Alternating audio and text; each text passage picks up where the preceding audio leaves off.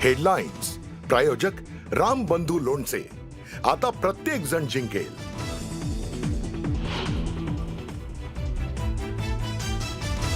निकालाआधीच भाजपचे 5 उमेदवार बिनविरोध. केडीएमसीत रेखा चौधरी, आसावरी नवरे, रंजना पेणकर बिनविरोध, तर पनवेलमध्ये नितीन पाटील, धुळ्यात उज्ज्वला भोसले बिनविरोध. कागदपत्र पडताळणीनंतर अधिकृत घोषणेची शक्यता.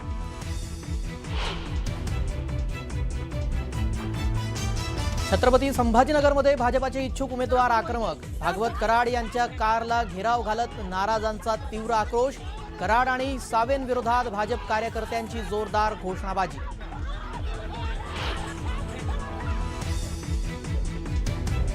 तिकीट न मिळाल्याने संभाजीनगरमध्ये भाजपाच्या महिला कार्यकर्त्यांचं उपोषण. महिलांची भाजपा आमदार अनुराधा चव्हाणांकडून समजूत काढण्याचा प्रयत्न.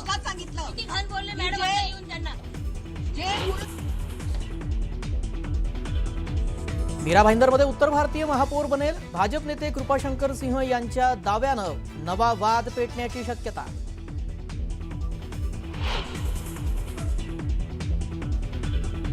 ठाण्यात एकनाथ शिंदेंनी जागा वाटपात भाजपाला योग्य सन्मान द्यायला हवा होता. शिवसेनेकडून योग्य तो सन्मान मिळाला नसल्याने कार्यकर्ते नाराज. भाजप आमदार संजय केळकरांचं मोठं विधान.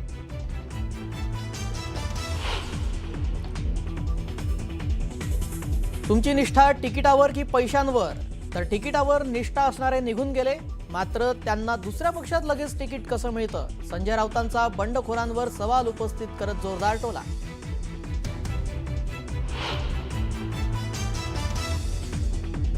नववर्षाच्या पार्श्वभूमीवर नवी मुंबईमध्ये कडेकोट बंदोबस्त. 17,000हून अधिक पोलीस तैनात. हॉटेल्स, शॉपिंग मॉल्सवर नजर.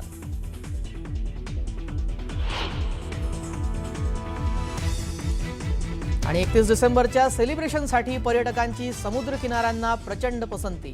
कोकणातील समुद्र किनाऱ्यांवर गर्दी. वॉटर स्पोर्ट्सला पर्यटकांची पसंती.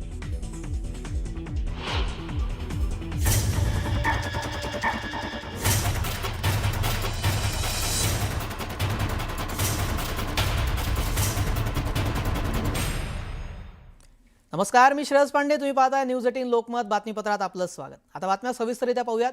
मीरा भाईंदरमध्ये उत्तर भारतीय महापौर बनेल असा दावा भाजपाचे नेते कृपाशंकर सिंह यांनी केलाय. भाजपाचे इतके उमेदवार निवडून येतील की महापौर आमचाच बनेल असा दावा देखील त्यांनी केलेला आहे. भाजपाच्या उत्तर भारतीय मोर्चाकडून आयोजित संमेलनामध्ये ते बोलत होते आणि त्यावेळेला त्यांनी हा दावा केलाय. आता कृपाशंकर सिंह यांच्या वक्तव्यानं नवा वाद पेटण्याची शक्यता आहे.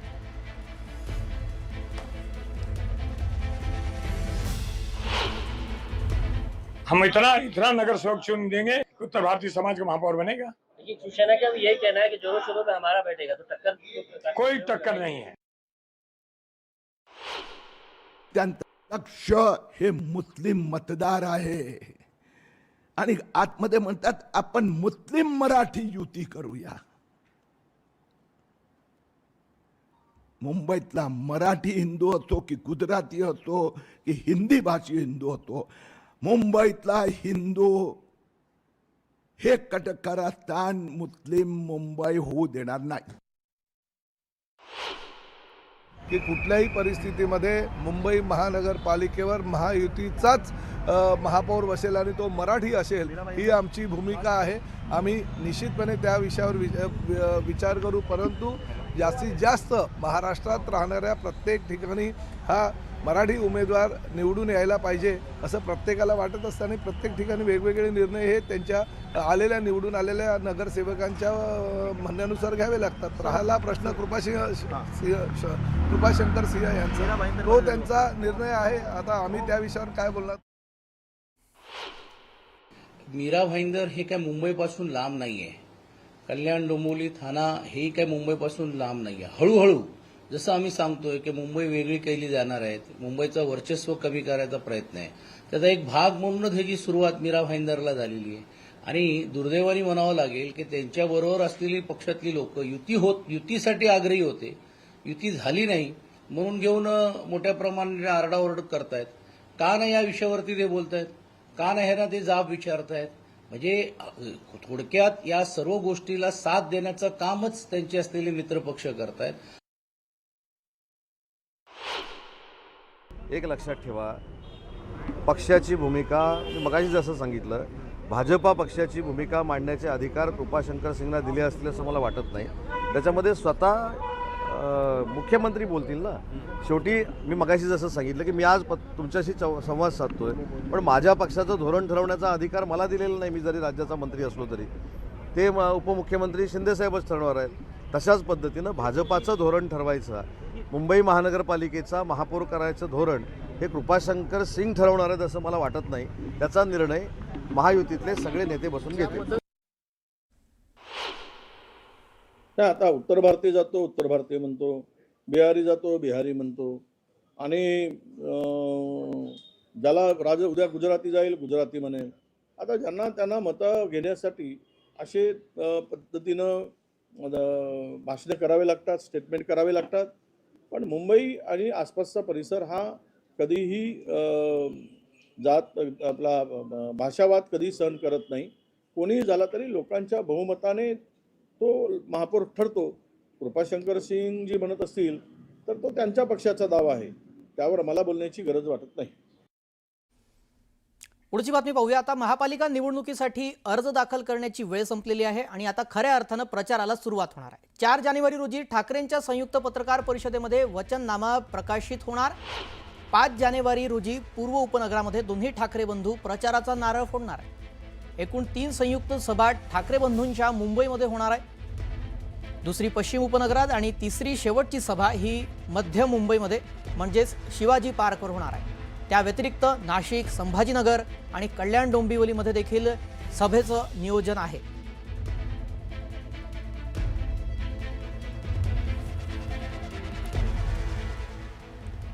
या संदर्भातले अधिक अपडेट जाणून घेऊयात. सुमित सावंत आमचे प्रतिनिधी या संदर्भात अधिक माहिती देतील. सुमित, आता 4 तारखेला संयुक्त पत्रकार परिषद होणार आहे, वचननामा जाहीर केला जाणार आहे. काय मुद्दे या वचननामामध्ये असू शकतात, काय माहिती मिळते का?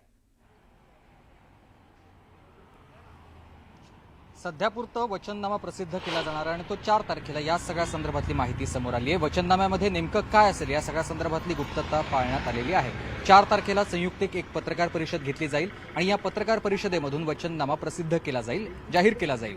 ठाकरे बंधू या वचननाम्यात काय सांगतील हे पाहणं महत्त्वाचं असेल. त्या व्यतिरिक्त दोन्ही बंधू पूर्व उपनगरापासून प्रचाराला सुरुवात करणार आहेत. नारळ वाढवला जाणार आहे पूर्व उपनगरामधून. संयुक्त एक सभा घेऊन ही सभा पूर्व उपनगरामध्ये 5 तारखेला होईल आणि त्यानंतर मग पूर्व पश्चिम उपनगरात एक सभा होईल. या सभेनंतर मग मुंबई बाहेर नाशिक, संभाजीनगर आणि कल्याण डोंबिवली तुर्तास या 3 महानगरपालिका क्षेत्रांमध्ये सभेचं नियोजन झालेलं आहे. त्या व्यतिरिक्त इतरही आणखी महानगरपालिका आहेत ज्या ज्या ठिकाणी प्रतिष्ठापनाला लागली आहे, तिथे देखील या दोन्ही नेत्यांच्या संयुक्त सभा होणार आहेत. त्याचं नियोजन सध्या सुरू आहे, पण या सभा होणार आहेत. आणि त्यानंतर शेवटची सभा ही छत्रपती शिवाजी महाराज पार्क दादर या ठिकाणी 12 किंवा 13 तारखेला होऊ शकते. त्याची तारीख अद्याप वेळ मिळालेली नाहीये, कारण मैदान मिळाल्यानंतर तिथे सभा होणार आहे आणि ती शेवटची सभा असेल दोन्ही ठाकरे बंधूंची. जी नक्कीच. आता या वचननाम्यामध्ये काय मुद्दे दोन्ही ठाकरे बंधू मांडतात ते पाहावं लागेल. तुर्तास धन्यवाद सुमित, आपण दिलेल्या सविस्तर माहितीसाठी.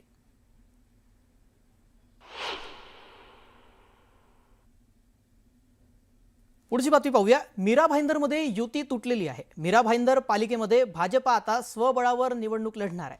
भाजप 86 जागांवर निवडणूक लढणार आहे. शिवसेनेसोबत जागा वाटपावर तोडगा निघाला नाही आणि त्यामुळेच आता स्वबळावर भाजप इथं निवडणूक लढणार असल्याचं आमदार नरेंद्र मेहता यांनी सांगितलं. तर नरेंद्र मेहता यांच्या अहंकारामुळे युती झाली नसल्याची टीका मंत्री प्रताप सरनाईक यांनी केलेली आहे. सुरुवातीपासूनच शहरामध्ये आपलं महत्त्व दाखवून देण्यासाठी मेहतांनी शिवसेनेला कमी दाखवणं सुरू केलं होतं असं देखील प्रताप सरनाईक म्हणाले.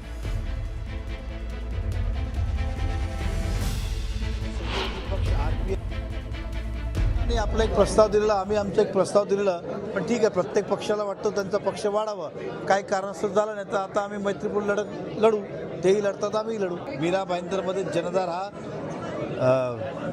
भाजपाचा आहे आणि या सगळ्या जागा आमचे मेजॉरिटी, आम्ही 70पेक्षा जागा आमचे निवडून येतील. शिवसेनेला जवळ घ्यायचं नाही, सत्तेमध्ये वाटा द्यायचा नाही, शहरामध्ये स्वतःचं अस्तित्व अजून जास्त दाखवण्याचा प्रयत्न करायचा, शिवसेनेला कमी लेखायचं, अशा पद्धतीनं त्यांचं ते चाललंच होतं. आणि त्यामुळे त्यांना युती म्हणजे जर हवी असती तर त्यांनी समोरून बोलणं केलं होतं. मला कार्यालयामध्ये बोलवलं, 50 मिनिट बसून ठेवलं, स्वतः उशिरा आले आणि 22 जागा आमच्या गेल्या निवडणुकीमध्ये आलेल्या असताना 13 जागा आम्हाला देतो म्हणून सांगितलं आणि त्याही असं सांगितलं की आम्ही जर तुम्हाला सहकार्य केलं तरच ह्या 13ही जागा येऊ शकतील, नंतर ह्याही 13 जागा येणं तुमचं मुश्किल आहे. तर हे जरा थोडं अरेरावीपणं किंवा अहमपणा किंवा घमेंड अशी त्यांच्या माध्यमातून मला दिसली. मीरा भाईंदरमध्ये भाजप आणि शिवसेनेची युती झाली नाहीये, त्यामुळे युती न झाल्यामुळे कशा प्रकारे आरोप प्रत्यारोप होत आहेत ते आपण पाहिलं. भाजप आणि शिवसेनेची इथे युती नाही झाली. संभाजीनगरमधली दृश्य पाहूयात. आजही भाजप कार्यकर्त्यांमध्ये इथे प्रचंड नाराजी बघायला मिळतेय. भाजप महिला कार्यकर्त्या इथे नाराज आहेत आणि भाजपा कार्यालयामध्ये उपोषणाला त्या बसलेल्या आहेत. उमेदवारी न मिळाल्यामुळे भाजपच्या महिला कार्यकर्त्या इथे उपोषण करतात.